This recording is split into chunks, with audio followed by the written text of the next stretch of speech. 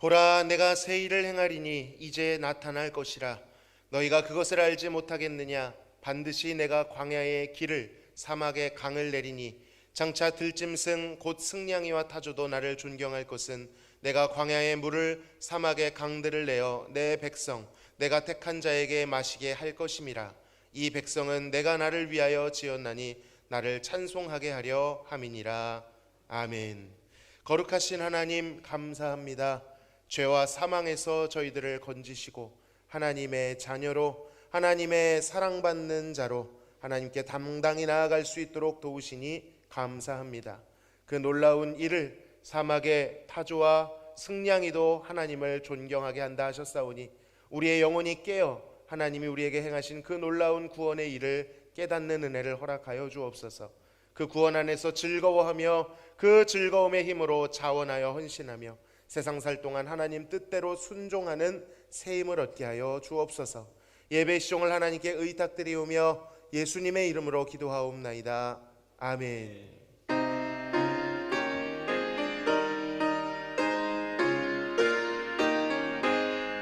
참 놀랍도다 주 크신 이름 온 세상 중에 다 전파하라.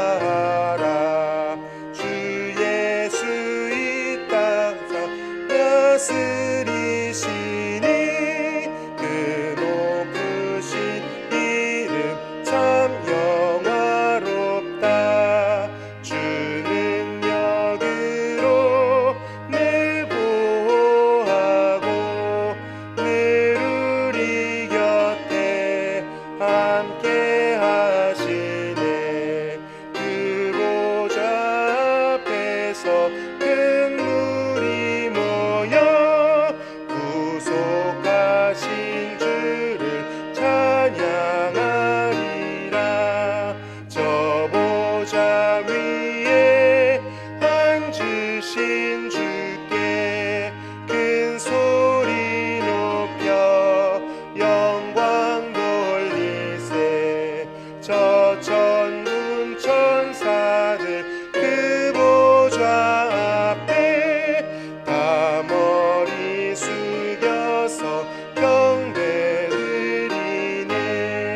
주 하나님께 다 찬양하라.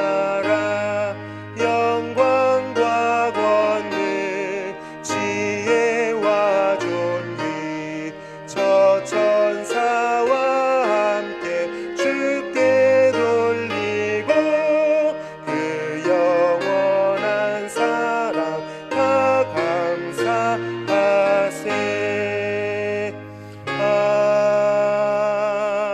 아멘. 여호와께 감사하라. 그는 선하시며 그의 인자하심이 영원함이로다.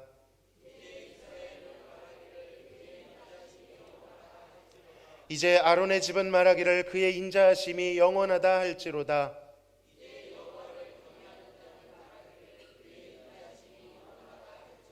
내가 고통 중에 여호와께 부르짖었더니 여호와께서 응답하시고 나를 넓은 곳에 세우셨도다.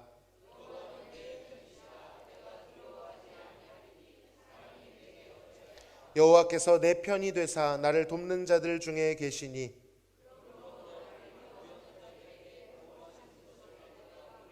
여호와께 피하는 것이 사람을 신뢰하는 것보다 나으며 여호와께 피하는 것이 고관들을 신뢰하는 것보다 낫도다.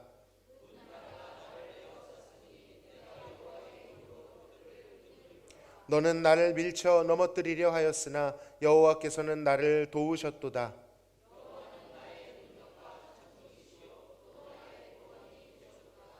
아멘.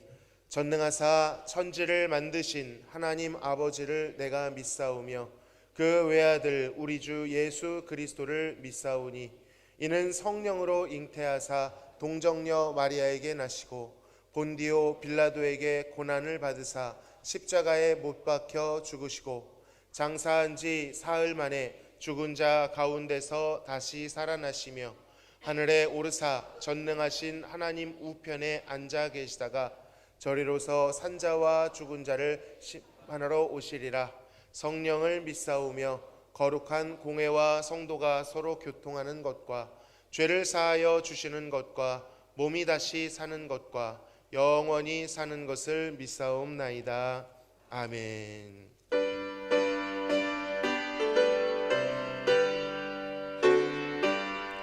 주 예수의 이름 높이여 다 찬양하여라.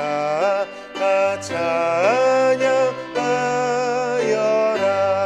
금별 유관을 들여서 만유의 주를 찬양하세. 찬양 찬양 찬양 만유의 주 찬양. 주 예수 당한 고난을 못 잊을 죄이나 못 잊을 죄이나 내 귀한 보배 바쳐서 만유의 주를 찬양하세. 찬양 찬양 찬양 만유의 주 찬양. 이 지구 위에 거하는 온 세상 사람들 온 세상 사람들 그 크신 위엄 높여서 만유의 주를 찬양하세. 찬양 찬양 찬양 만유의 주 찬양. 주 믿는 성도 다 함께 주 앞에 엎드려 주 앞에 엎드려 무궁한 노래 불러서 만유의 주를 찬양하세. 찬양 찬양 찬양 만유의 주 찬양.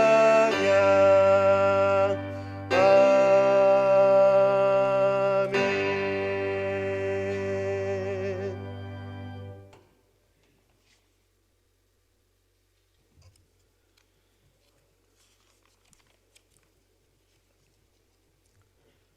할렐루야. 지금도 살아 역사하시는 하나님 아버지, 오늘도 복되고 거룩한 성의를 허락하시어 우리 주님의 귀한 존전에 나와 예배드릴 수 있는 참으로 크신 은혜 주심에 감사를 드립니다. 삶의 근원이 되시는 하나님 아버지, 영원히 죽을 수밖에 없는 인생들을 만세전부터 택하시어 십자가의 공로로 영원한 생명의 길로 인도하여 주신 그 크신 은혜와 사랑에 이 아침 감사와 찬양과 존귀를 올려드립니다. 하오나 주님, 우리네 지난 삶들을 되돌아볼 때에 말씀의 자리에서 너무나 멀리 떠나 세속적인 욕망과 육신의 안식만을 추구하며 살아온 불충한 삶이었음을 고백합니다. 이 시간 주님 앞에 회개하고 자복하오니 주님 용서하여 주시옵소서. 피 묻은 십자가의 능력으로 깨끗하고 정결한 심령으로 변화되기를 원하오며, 드려지는 이 예배가 저 하늘 보좌를 움직일 수 있는 살아있는 예배, 영적인 예배가 되게 하여 주시옵소서. 우리 대화제단을 통하여 역사하시는 하나님 아버지, 피로 값주고 세우신 우리 대화제단이 날마다 성장하고 부흥하는 성령의 제단, 능력의 제단이 되게 하여 주시옵소서. 속해 있는 많은 기관들과 목장들은 날마다 모이기에 힘쓰며 깨어 기도할 때에 부흥되고 확장되어지는 은혜의 은혜를 더하여 주시옵소서. 직분자들 또한 좌로나 우로나 치우치지 않고 묵묵히 맡겨진 사명 잘 감당케 하여 주시옵소서.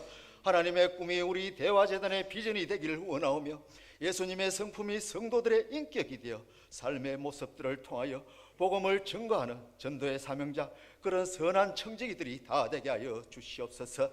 주님, 이 나라 이 민족을 긍휼히 여겨 주시옵소서. 국론이 분열되고 국회는 민생을 외면한 채 파행을 거듭하며 혼돈하는 열방의 경기는 하락하고 있습니다. 또한 말씀과 주님을 대적하는 이단의 세력들로 날마다 교회의 위상은 추락하고 있습니다. 주님, 저 하늘의 공의와 진리의 말씀으로 이 땅을 치유하여 주시옵소서. 이 민족을 회복시켜 주시옵소서. 주님, 중계 대신방이 은행 중에 진행되고 있습니다.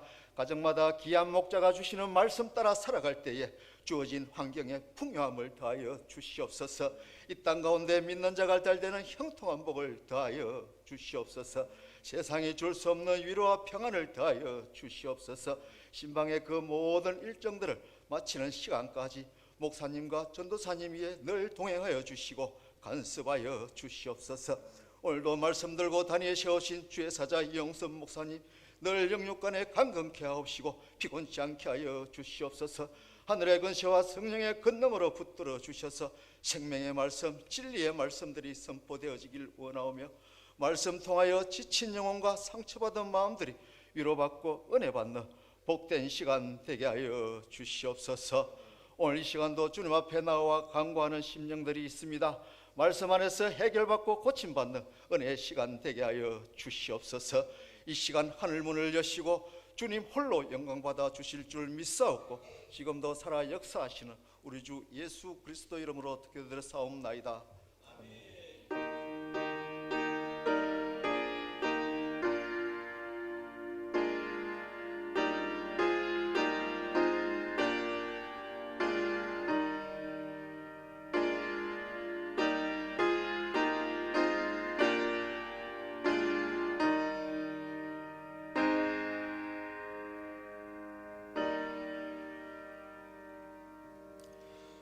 함께 나누실 하나님의 말씀은 창세기 11장 10절에서 26절 말씀입니다. 창세기 11장 10절에서 26절 말씀 한 절씩 교독하시고 끝절은 합독하겠습니다. 셈의 족보는 이러하니라. 셈은 100세 곧 홍수 후 2년에 아르박삿을 낳았고 아르박삿은 35세에 셀라를 낳았고 셀라는 30세에 에벨을 낳았고 에벨은 34세에 벨렉을 낳았고 벨렉은 30세에 르우를 낳았고 르우는 32세에 수룩을 낳았고 수룩은 30세에 나홀을 낳았고 나홀은 29세에 데라를 낳았고 26절입니다. 데라는 70세에 아브람과 나홀과 하란을 낳았더라. 아멘. 지난주 우리는 인간이 쌓아올린 바벨탑에 대해 하나님께서 어떻게 반응하셨는지에 대해서 살펴보았습니다. 하나님의 첫 번째 반응은 내려오시는 것이었죠. 인간은 올라가려 했으나 하나님은 내려오셨습니다. 인간이 쌓아올린 탑은 어마어마해 보였겠지만 하나님께서 내려오셔야 보일 만큼 작고 미미한 것이었습니다. 하나님은 인간의 모든 총합과 비교할 수도 없는 지존하신 분이셨죠. 그럼에도 불구하고 인간들에게 자신을 맞춰주시고 자신의 허리를 낮춰주시며 내려오신 것입니다. 내려오신 하나님은 또 인간들의 모든 도모를 혼잡하게 하시고 흩어버리셨습니다. 인간이 위대하게 생각했던 바벨이라고 하는 신들의 문은 하나님 보시기에는 발랄 혼잡한 것에 불과했습니다. 우리 입장에서 하나님께서 인간들을 혼잡하게 하시고 흩어버리셨다는 것이 얼핏 생각하면 부정적으로 생각될 수가 있습니다.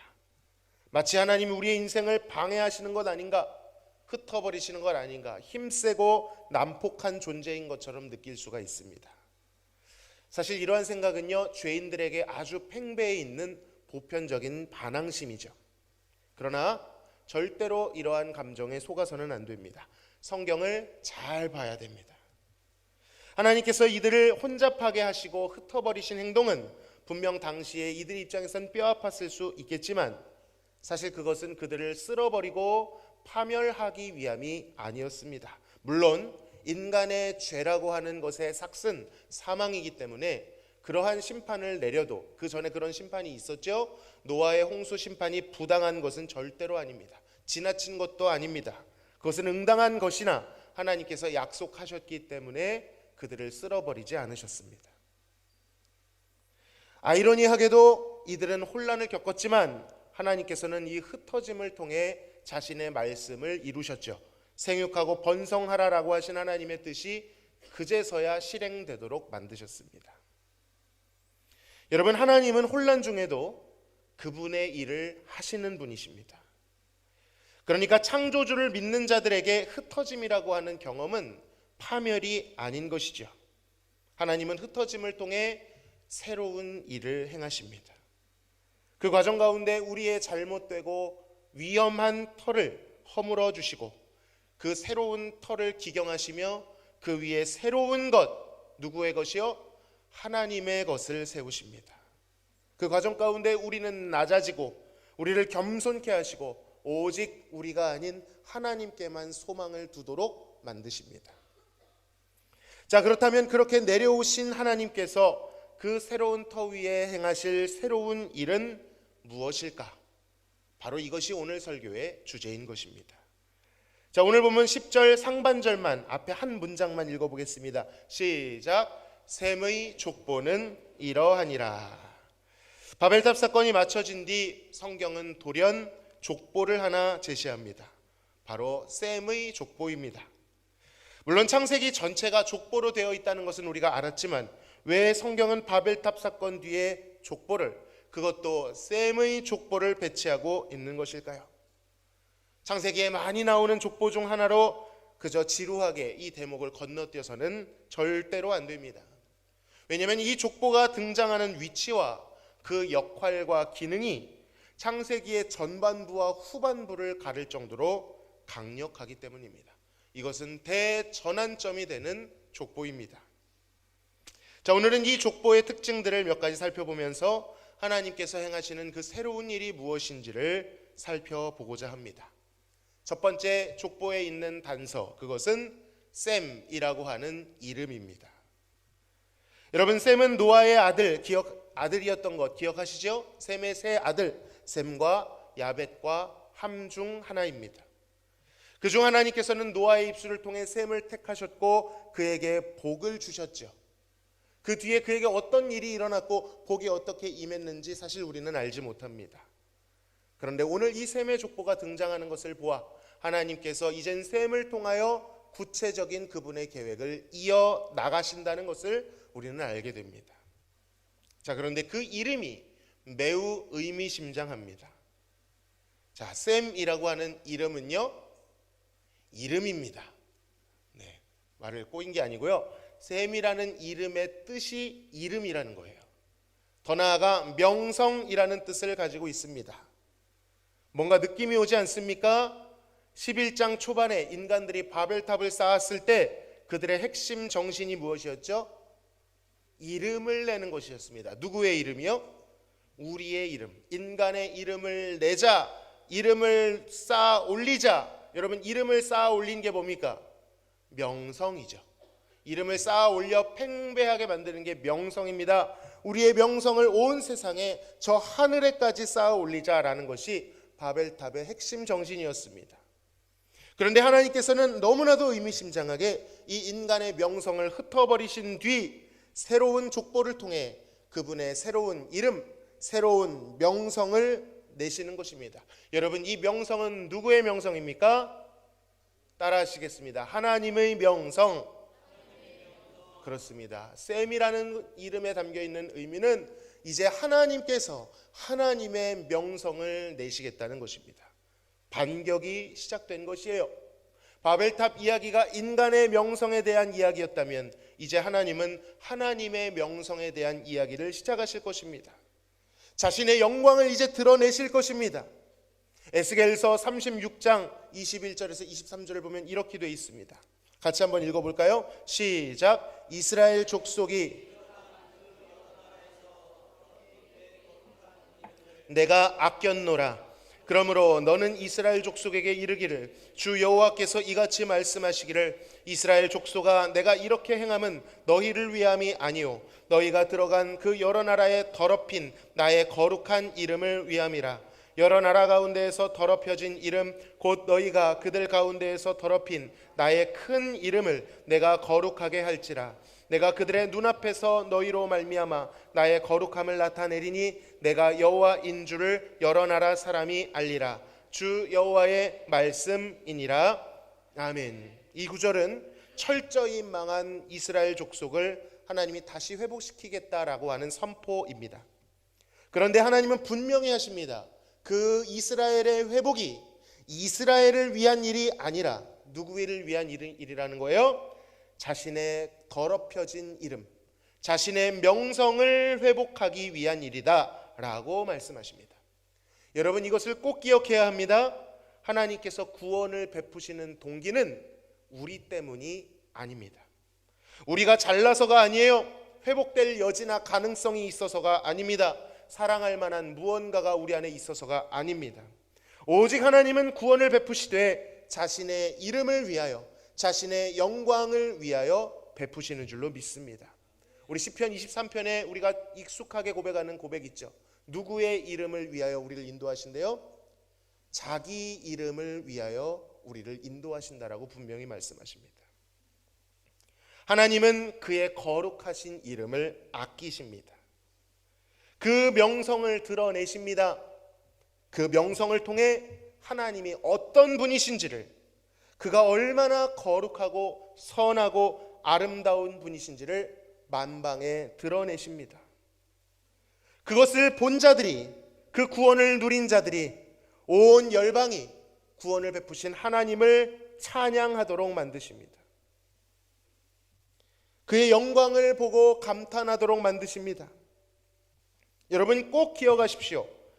이제부터 우리가 배울 이 이야기들은 우리의 이야기가 아니고 하나님의 명성에 관한 이야기입니다. 성경의 주인공은 아브라함도 아니고 이삭도 아니고 야곱도 아니고 요셉도 아닙니다. 창세기의 주인공은 하나님이신 줄로 믿습니다. 영광의 하나님을 만나야 된다라는 거예요. 그저 아브라함을 쫓아 사는 삶, 요셉을 닮아가는 삶, 그 정도에 그치는 것이 아니라 그들에게 역사하신 영광의 하나님을 목도하시기를 소망합니다. 우리는 창세기의 목적대로 눈을 들어 그 영광의 하나님을 바라봐야 합니다. 하나님에 대해서 들어야 합니다. 나 자신, 인간의 어떠함에 몰입하는 것을 그치고 도대체 성경이 말하는 하나님의 영광이 무엇인지, 그 명성이 어떠한지 귀를 기울이고 들어야 된다는 것입니다. 자, 이제 하나님께서 자신의 이름을 내십니다. 두 번째 특징은요, 수명의 단축입니다. 잘 보신 분들은 느끼셨겠지만 이 족보의 수명이 급속도로 줄어들고 있다는 것을 느끼셨을 것입니다. 창세기 5장에서 아담의 족보를 보았을 때만 해도 거의 900세 전후를 살아갔던 사람들의 수명이 오늘 셈의 족보에서는 단계적으로 600세에서 400세 수준으로, 400세 수준에서 200세 수준으로, 그리고 결국 200세 수준에서 100세와 200세 사이의 수준으로 뚜렷한 감소세를 보여주고 있습니다. 물론 이것에 대해 여러 가지 해석들이 있습니다. 일전에 우리가 배웠던 창세기 6장 13절에서 하나님께서 인류를 가르쳐 그들의 날이 120년이 되리라 하신 말씀, 그때는 저희가 어떻게 해석했냐면 홍수가 임하기까지의 유예기간이 120년이다 이렇게 말씀드렸는데, 다른 식으로 해석하는 분들도 계십니다. 앞으로 대체적인 인간의 수명이 120년 정도다 이렇게 해석하는 해석이 있습니다. 혹은 온 세상에 임했던 그 홍수로 인해 그 홍수가 하늘에 있던, 바다에 있는 궁창 말고 하늘에 있는 수면막, 예전엔 하나님이 그것을 창조하셨습니다. 그 수면층이 궁창이라고 불리는 것이죠. 그 궁창이 모조리 쏟아졌기 때문에 무엇이 차단이 안 돼요? 자외선이 차단이 안 되는 겁니다. 제가 과학자는 아니기 때문에 자외선의 효능 이런 거를 어쨌든 과하면 안 되지 않습니까? 근데 이전에 비해서 이 해로운 것들이 더 많이 비춰짐으로 인해 어쨌든 궁창이 있을 때와 없을 때의 환경, 생태계에 급격한 변화가 있었을 것이다. 그래서 줄어들었을 것이다. 이렇게 말하는 해석도 있습니다. 다 일리가 있고, 사실 저는 무명의 목회자가 무엇을 알겠습니까? 제가 이 자리에서 단정지어 말할 수는 없을 것입니다. 그러나 명확한 건 있지요. 수명이 줄어들었다는 것입니다. 수명이 줄어든 것은 기정사실이에요. 그렇다면 이 수명이 단축된 것이 이 족보에서 무슨 의미를 가지냐가 중요하겠죠. 여러분, 수명이 단축되었다는 것은 인간의 존재감이 확연히 줄어들었다는 뜻입니다. 그리고 마침 앞에 나온 바벨탑 사건 이후 인류가 흩어진 것과 그 맥락이 잘 통하죠. 인간의 존재감이 바벨탑을 통해 최대치로 커졌다가 흩어지면서 작아지는 흐름이라는 것을 우리에게 보여주고 있는 것입니다. 이것은 좋은 메시지가 됩니다. 하나님께서는 그가 행하시려는 새로운 일을 하심에 있어서 인간의 존재감을 축소시킵니다. 우리는 알 수 있죠. 이 이야기를 시작하기 전에 예측할 수 있습니다. 하나님이 행하시려는 새로운 일은 인간이 이룰 수 있는 일이 아니라는 것입니다. 오직 하나님께서만 행하실 수 있는 일이라는 것을 하나님은 분명히 말씀하고 계신 거예요. 앞으로 살펴보게 될 이제 12장 이후 모든 본문을 바라볼 때 우리는 이런 관점, 이런 전제를 통해 바라봐야 합니다. 영웅은 없습니다. 오직 하나님만 참된 영웅이신 줄로 믿습니다. 점점 인간의 존재감은 작아질 것이고요, 하나님의 존재감은 커질 것입니다. 우리도 그래야 합니다. 우리 신앙의 나라는 존재는 점점 작아지고 하나님이라는 존재는 더 커져야 될 줄로 믿습니다. 그것이 성경이 우리에게 원하는 방향이죠. 수명이 단축된 아주 디테일한 원인까지는 모르겠지만 분명한 원인은 있습니다. 바로 죄 때문입니다. 죄로 인해 하나님과 단절되고 생명나무의 영향력을 받지 못하게 되면서 인간의 생명력이 쇠퇴했을 것입니다. 삶은 짧아졌고 죽음은 앞당겨졌습니다. 죽음에 가까워진 거예요. 그리고 그 과정에 인간은 더 많은 비참을 경험하게 됩니다. 죽음이 현실이라는 것이죠. 동서고금을 막론하고 과학자이든 아니면 점술가이든 이성적인 사람이든 감성적인 사람이든 누구든 인정할 수밖에 없는 사실, 심지어 무신론자들도 인정할 수밖에 없는 사실, 누구나 한 번은 죽는다는 것입니다. 자, 여러분, 그러나 인간의 삶은 축소되고 혼잡해졌겠지만 하나님은 언제나 어떻게 하신다고요? 자신의 하실 일을 하십니다. 하나님은 새로운 일을 그 가운데서도 행하십니다. 한번 생각해 보십시오. 하나님 없이 마음대로 욕심대로 사는 죄인들이 다 900년 이상씩 살면 어떻게 될까요? 온 세상은 무엇으로 가득 차겠습니까? 죄악으로 가득 찰 것입니다. 죄악으로 충만하게 되는 속도가 점점 빨라질 거예요. 그러나 인간의 수명이 줄어들므로 인간의 죄악이, 그 교만이 증폭되는데 구조적인 한계가 생겼습니다. 아이러니하게도 죽음은 인간의 죄를 억제시키는 제어장치 역할을 하고 있는 것입니다. 뒤집어 보면 이런 말도 됩니다. 새로운 족보가 돌아가는 속도가 어떻게 될까요? 한 사람이 900살씩 살아갈 때 족보가 가는 속도가 빠릅니까? 100에서 200세를 살아갈 때 족보가 가는 속도가 빠릅니까? 당연히 수명이 짧아졌을 때 세대 교체가 빨리빨리 되면서 다음 대로 넘어가겠죠. 이 말은 무슨 뜻일까요? 이 족보를 통해서 하나님께서 보내실 여인의 후손, 그 여인의 후손이 오는 속도가 어떻게 된 거예요? 빨라진 것입니다. 그러니까 이곳에는 이 인간의 죽음으로 인한 그 존재감의 축소는 하나님의 구원을 베푸시는 것에 가속력을 붙인 거고요, 더 빨리 우리를 구원하시기 위한 하나님의 열망이 담겨져 있는 것입니다.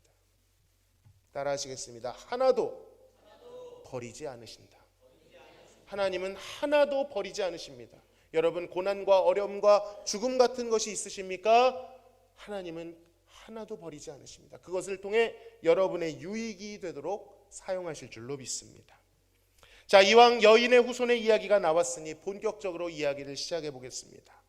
하나님께서 명성을 내시기 위해 행하실 새로운 일, 그것은 뜬구름 잡는 어떤 일이 아니라 방금 언급한 대로 분명한 한 가지의 사건이었습니다.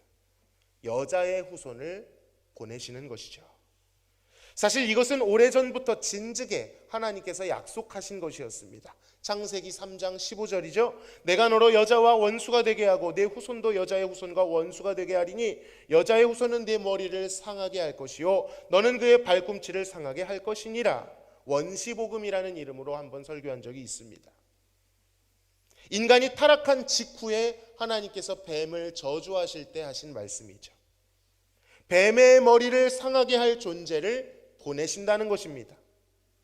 그 존재가 바로 여자의 후손이라고 불리우는 존재인 것이죠. 그 여자의 후손이 죄와 저주의 주인, 우리를 올가매고 있는 그 뱀의 머리를 상하게 하고 부수고 그로부터 우리를 구출해내어 구원을 베푸신다라는 내용이었습니다. 그래서 창세기는 이제 본격적으로 과연 그 여자의 후손은 어떻게, 어떤 통로로, 어떤 혈통을 통해 오게 될 것인가를 추적하기 시작하는 것입니다. 그래서 족보라는 장르가 중요한 거예요. 어느 족보로 오는 것이냐. 그 위대한 여정이 본격적으로 시작되는 지점이 오늘 우리가 읽은 이 셈의 족보인 것입니다.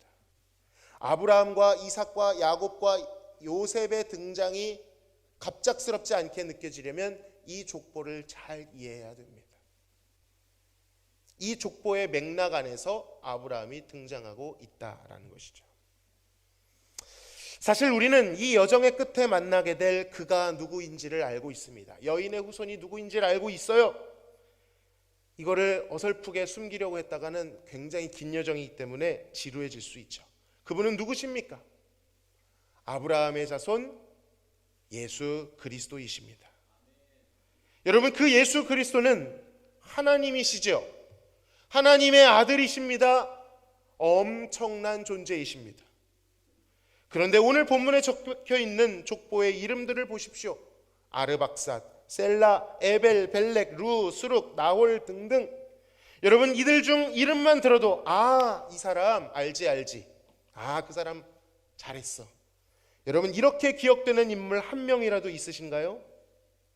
이 인물 중에 어떤 삶을 살았는지 설명하실 수 있는 분 있으십니까? 아마도 없을 것입니다. 저도 없어요. 물론 우리가 알고 있는 이름, 데라의 아들 아브람이라는 이름이 있지만 여러분, 천천히 그의 인생도 우리가 살펴보다 보면 이내 알게 될 것입니다. 아브람이라고 하는 사람이 얼마나 과대포장되어 있는 사람인지, 그도 우리와 같이 평범한 인간이며 때로는 부족하고 연약하고 비겁하며 완악한 존재라는 것을 알게 될 것입니다. 하나님의 새로운 일, 그 놀라운 계획을 담아내기에는 턱없이 부족한, 자격이 미미한, 아예 자격 미달인 존재라는 것을 알게 될 것입니다. 아브라함의 후손들도 마찬가지입니다. 이삭, 야곱, 유다, 더 건너뛰어서 다윗 등등. 여자의 후손을 담아낼 수 있는 인생은 없습니다. 다 더럽혀지고 다 넘어지고 다 미미합니다. 이 길고 긴 족보는 마태복음까지 이어집니다. 마태복음 1장 1절에서는 아브라함과 다윗의 자손 예수 그리스도의 계보라, 예전 성경에서는 예수 그리스도의 세계라, 너무나도 장엄하고 자랑스럽게 족보를 시작하고 있는 것 같지만 족보를 살펴보면 자랑스럽지 못한 이름들이 대거 등장합니다. 시아버지의 자식을 속여서 낳은 다말, 여리고의 기생이었던 라합, 기생이 뭐하는 일이었는지 아시죠? 이방 여인이었던 룻, 우리아의 아내이면서도 다윗의 자식을 낳았던, 다른 남자의 자식을 낳았던 밧세바. 하나님의 거룩한 명성에 어울리지 않는, 도무지 어울리지 않는 이름, 그 거룩한 이름을 담을 수 없는 인생, 하자가 있는 인생들의 이름이 적혀 있습니다. 그런데 마태는 이 부끄러운 이름들을 지우지 않습니다. 포장하지 않습니다. 오히려 이것을 그대로 드러냄으로 인해서 여인의 후손 예수 그리스도께서 어떤 통로를 통해서 어떤 모습으로 오사 어떤 일을 하시려고 하시는지를 의도적으로 보여줍니다. 도대체 하나님은 어디까지 내려오신 것입니까? 도대체 하나님은 어디까지 다가오신 것입니까?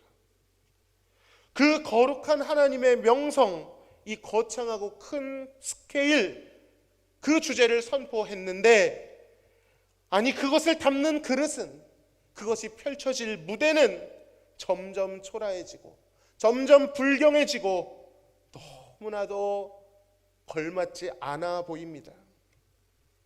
하나님의 아들이 등장하시는 무대로 이 초라하고 하자 많은 족보가 가당키나 하냔 말입니다. 정말 그렇잖아요.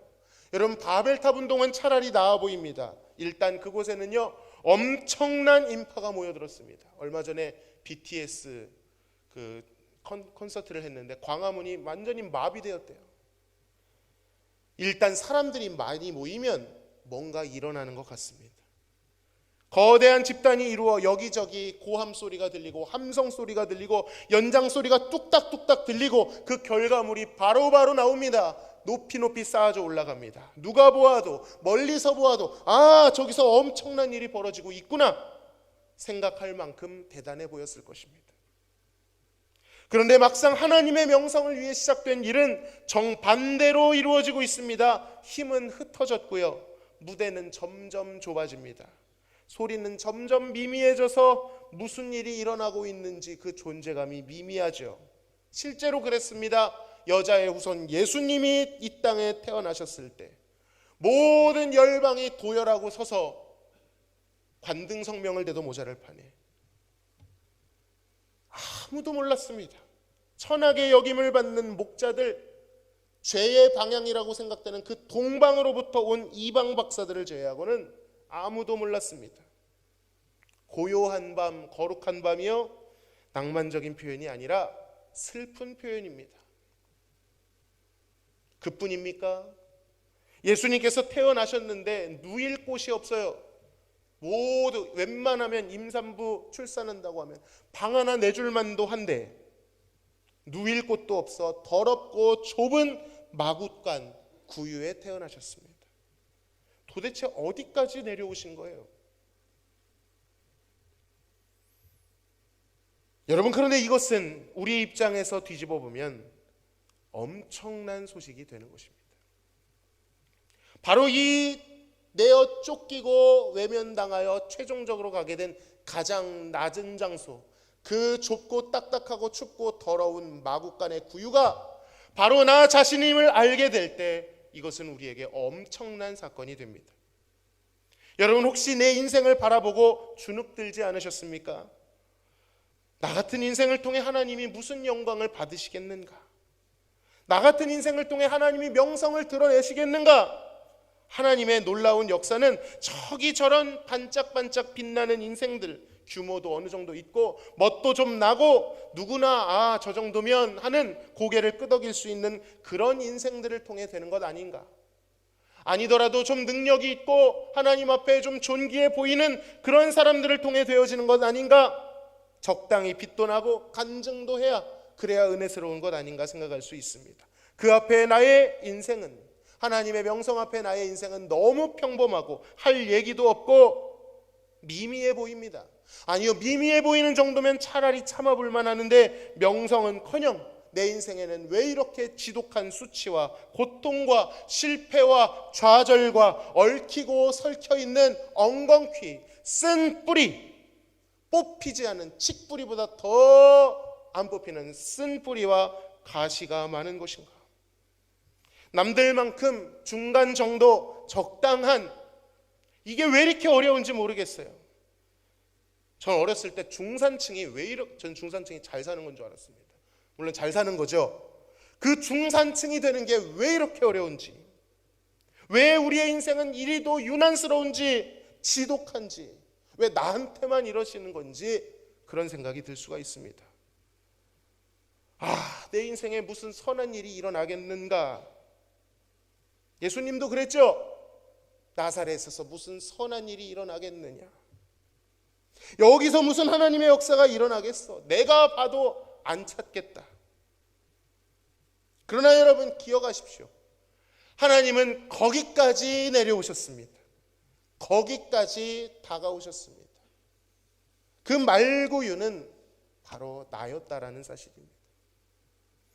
깨끗하고 흠없는 혈통을 골라 찾아오지 않으셨어요. 아담의 죄에 오염되지 않은 여인의 후손이라는 뜻이 남자의 후손은 오염됐다는 뜻이잖아요. 오염되지 않은 거룩하신 분이 오셨는데 부끄러운 족보, 죄인의 혈통 한가운데로 불쑥 들어오셨습니다.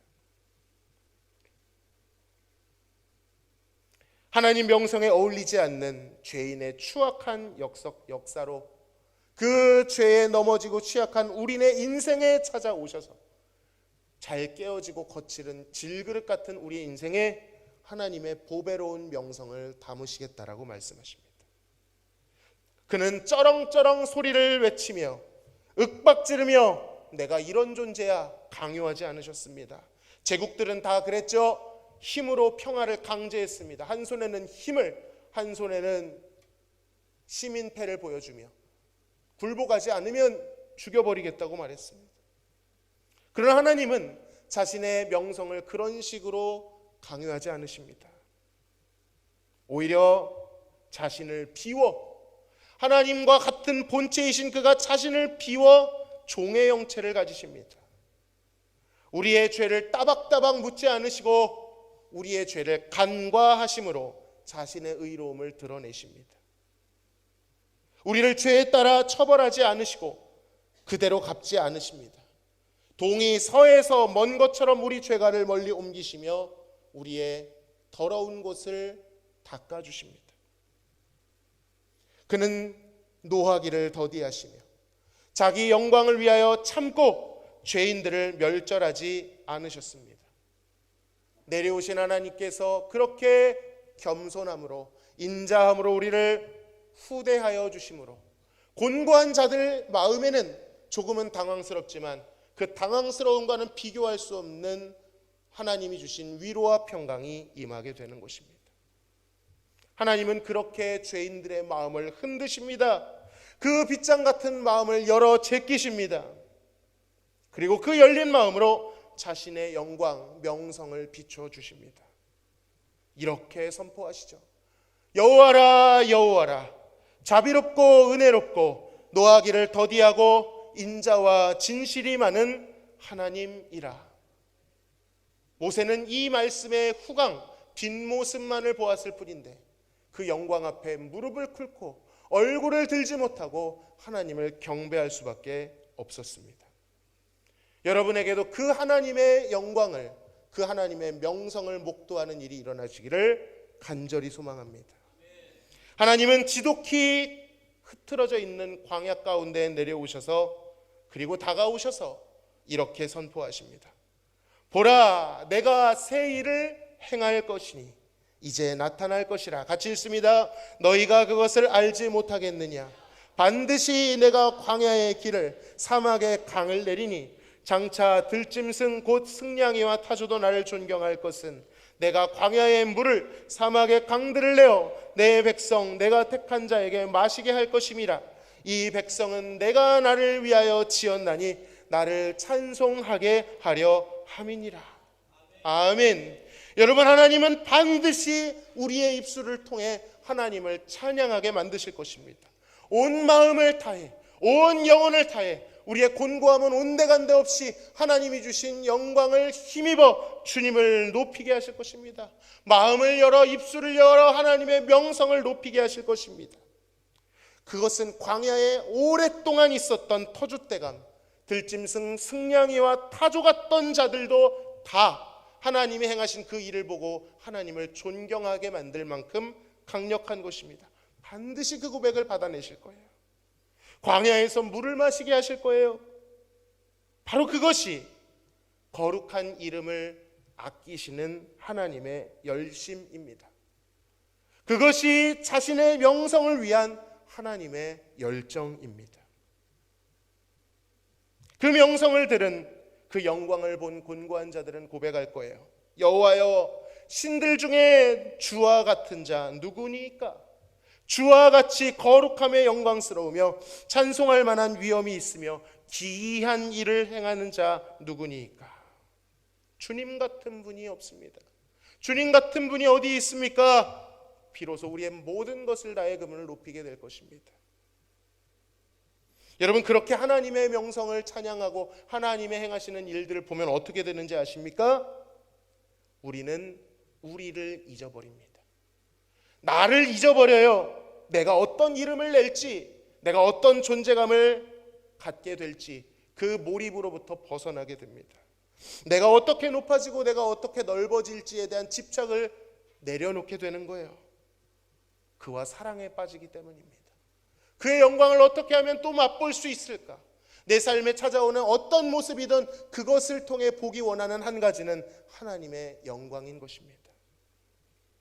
말씀을 맺겠습니다. 그러므로 사랑하는 성도 여러분, 여러분의 인생이 낮은 제처에 있다면, 존재감이 미미해지고 있다면, 유독 지독하고 유난스러운 것처럼 보인다면, 오히려 주님의 명성이 경험될 수 있는 터전인 것으로 감사하기를 소망합니다.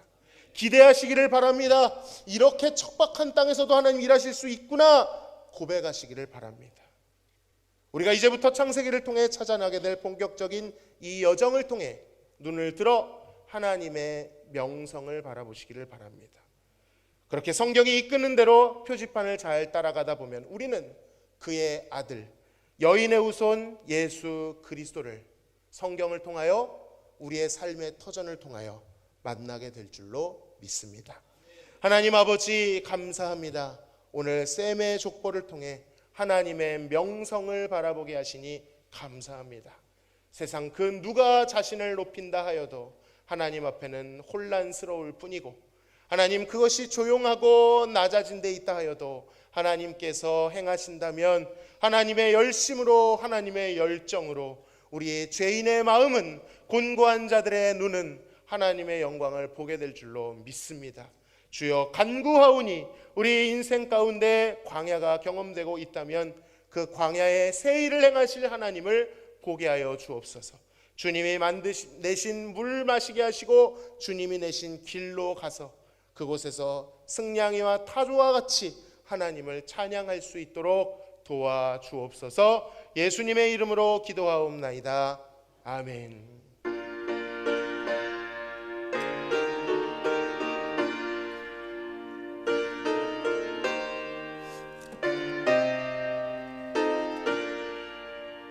주 하나님 지으신 모든 세계 내 마음 속에 그리워볼 때 하늘의 별 울려 퍼지는 데서 주님의 권능 우주에 찬네. 주님의 높고 위대하심을 내 영혼이 찬양하네. 주님의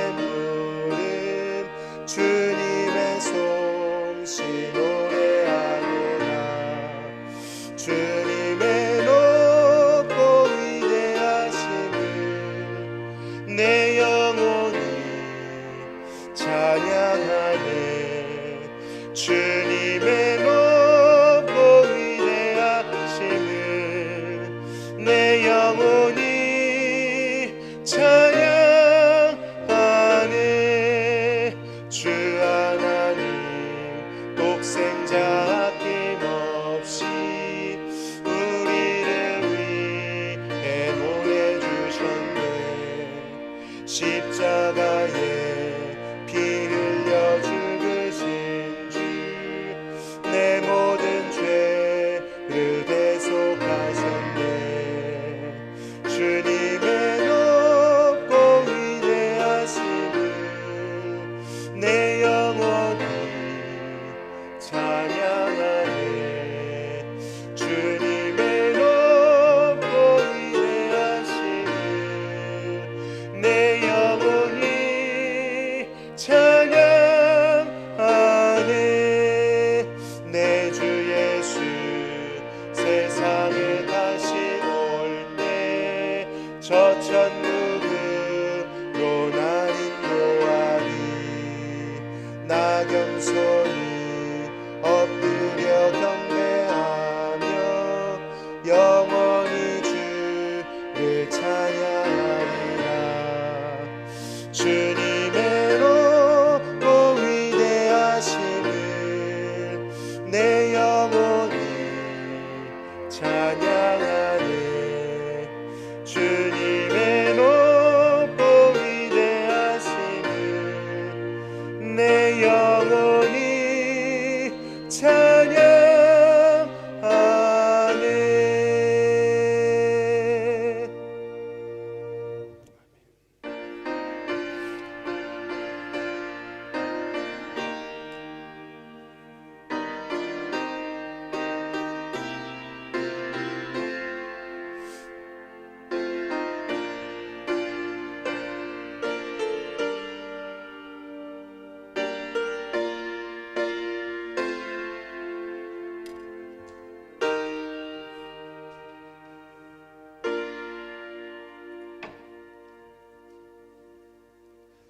감사의 물을 하나님께 올려드립니다. 가정과 좋은 창호 사업장에 함께 하심에 감사드립니다.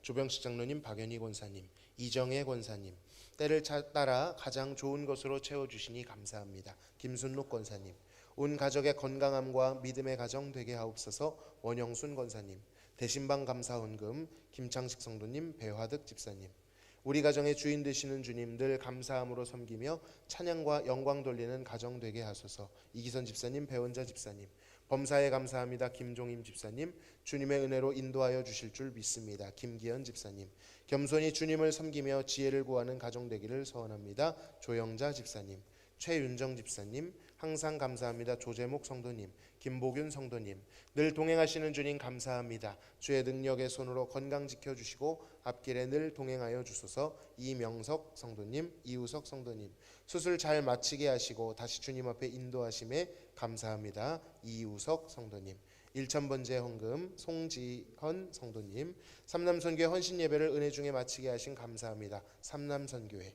가정에 부어주신 은혜와 사랑에 감사드립니다. 무명으로 하나님께 드리셨습니다. 건강함으로 하나님께 영광 돌리는 딸들 되게 하옵소서. 무명으로, 생일 감사헌금 무명으로 드리셨습니다. 11조 예물을 하나님께 드립니다. 남은봉 전도사님, 조병식 장로님, 박연희 권사님, 심상진 집사님, 송금선 권사님, 이용빈 집사님, 이평호 권사님, 원영순 권사님, 정정아 집사님, 김보균 성도님, 이우석 성도님, 선교헌금, 구제헌금, 주정헌금을 하나님께 드립니다. 거룩하신 하나님 감사합니다. 우리를 죄와 사망에서 건져주신 것도 크신 은혜인데 우리의 삶을 방치하지 않으시고 때마다 시마다 필요를 따라 하나님의 최선을 따라 인도하시니 감사합니다. 비록 우리의 욕심과 다를 때가 있지만 그때 실망하지 않고 더욱 좋은 것을 바라보며 하나님의 사랑을 신뢰하는 저희들 되도록 인도하여 주옵소서. 더불어 드린 마음의 소원, 기도의 제목들, 또한 마음의 고난과 힘든 곤고함을 드린 모든 제목들을 연락하여 주옵시고 찾아가 위로하시며 가장 좋은 회복으로 허락하여 주옵소서. 감사하며 예수님의 이름으로 기도하옵나이다. 아멘. 우리 인사하시겠습니다. 하나님의 명성을 바라봅시다. 하나님의 명성에 귀 기울입시다. 감사합니다. 교회 소식 전해드리겠습니다. 오늘 2부 예배 후에 학습 세례, 유아 세례 문답이 있습니다. 학습 세례는 먼저 오후 12시 40분에 1층 회의실에서 있고요. 연달아 오후 1시에 1층 회의실에서 문답식을 진행하겠습니다. 장로님들께서는 두 분씩 참관해 주시면 감사하겠습니다. 다음 주일은 종려주일 성례식으로 드립니다. 모두 일주일 동안 기도하시면서 복음에 대해 묵상하시면서 한 주를 보내시기를 바랍니다. 효도관광을 위한 준비위를 임명합니다. 위원장의 연합남선교회 회장님 구명석 장로님, 부위원장의 연합여선교회 회장님 송용미 권사님이십니다. 구체적인 광고는 다음 주에 하겠지만 올해는 조금 당겨서 4월 달에 가고자 합니다. 왜냐하면 5월에 가면 꽃이 다 지었기 때문에 5월에 피는 전국 팔도는 우리가 많이 다녀봤기 때문에 4월에 가면 또 갈 수 있는 곳이 굉장히 많이 생깁니다. 그래서 개화 시기 또 절정 시기를 잘 파악해서 다음 주에 정확한 일정을 말씀드리겠습니다. 4월 초쯤이 될 것 같습니다. 네, 미리 준비해 주시기를 바랍니다. 춘계 대신방 은혜 중에 진행되고 있습니다. 계속 기도해 주시고 참가해 주시면 감사하겠습니다. 기도해야 될 제목들이 있습니다. 오재설 집사님께서 뇌경색 증상으로 입원 치료 중에 계십니다. 중환자실로 입원하셨는데 감사하게도 일반 병실로 옮기셨고 이제는 저도 알아보시고 조금씩 반응이 생기고는 있는데 아직 언어가 온전하지 못하시고 한쪽에 마비 증세가 있으십니다. 우리 매일매일 이름을 불러가시면서 기도해 주시기를 바랍니다. 더불어 적혀 있지는 않지만 이옥자 권사님은 많이 회복되셨습니다. 표정도 밝으시고 이제는 말씀도 아직은 숨이 좀 차시지만 계속해서 잘 호전을 보이고 계십니다. 우리 이우석 청년이 쇄골 골절로 인한 수술을 받고 입원 중이었는데 주보가 나올 때만 해도 입원 중이었는데 감사하게도 회복을 빨리 해서 퇴원을 했습니다. 젊은 게 좋죠. 오늘 예배 왔는데 보시면 기도해 주시고 격려해 주셔서 우리가 함께 회복할 수 있었으면 좋겠습니다. 더불어 말씀드립니다. 내일 23일과 24일은 우리 환우분들이 수술이나 이러한 이슈들이 많이 있습니다. 먼저 김성희 권사님 내일 올라가셔서 다시 항암 치료를 시작하시게 되었고요. 우리 한경욱 권사님 무릎 수술 내일 받으십니다. 또 우리 이정배 성도님 구강에 병변이라고 해야 되나요? 낭종이 보여서 그 낭종을 제거하고 조직 검사를 해야 되는 상황입니다. 이것은 근심하라고 주신 것이 아니라 기도하라고 주신 것인 줄로 믿습니다. 나의 기도 제목으로 받고 이름을 불러가며 기도할 때 하나님께서 이 일을 통해 행하실 새로운 일을 경험하게 될 줄로 믿습니다. 이름을 호명하지 않았어도 많은 환우분들이 있는데 그분들을 위해 기억날 때마다 기도해 주시기를 바랍니다. 기간별 청원 기도 그리고 수요예배 특송 예고되어 있는 것 참고하시고요. 오늘 2부 예배 후 각 선교회 원례회로 모입니다. 오늘 3부 예배 후 부활절 찬양을 위한 연합 성가대로 모입니다. 본당입니다. 다음 주 3부 예배 후 정기 당회로 모입니다.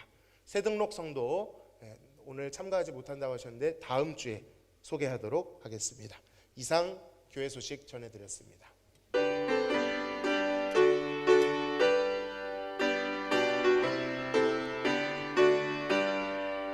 주 없이 살 수 없네 죄인의 구주여 그 귀한 보배 피로 날 구속하소서 구주의 사랑으로 흘리신 보혈이 내 소망 나의 위로 내 영광 됩니다. 주 없이 살 수 없네 나 혼자 못 서리 힘없고 부족하며 지혜도 없도다 내 주는 나의 생명 또 나의 힘이라 주님을 의지하여 지혜를 얻으리 주 없이 살 수 없네 주는 하신다 내 영의 깊은 간구 마음의 소원을 주밖에 나의 마음 위하라 주리요 내 마음 위로하사 평온케 주 없이 살 수 없네. 세월이 흐르고 이 깊은 고독 속에 내 생명 끝나고 사나운 풍랑일 때 날 지켜줄 수 있니. 내 곁에 계신 주님 늘 힘이 됩니다. 아멘. 지금은 우리를 죄에서 구원하신 예수 그리스도의 크신 은혜와 아버지 하나님의 극진하신 사랑하심과 성령님의 교통 충만 내주하심이 인생의 혼잡함과 흩어짐의 자리에서 자신의 이름을 내려놓고 오직 하나님의 명성, 그 구원의 영광만을 바라며 맛보며 선포하는 인생 되기를 소망하는 사랑하는 성도들 머리 위에, 환우분들의 머리 위에, 수술과 치료를 앞두고 있는 모든 교우들 머리 위에 지금으로부터 영원토록 함께 계실지어다. 아멘.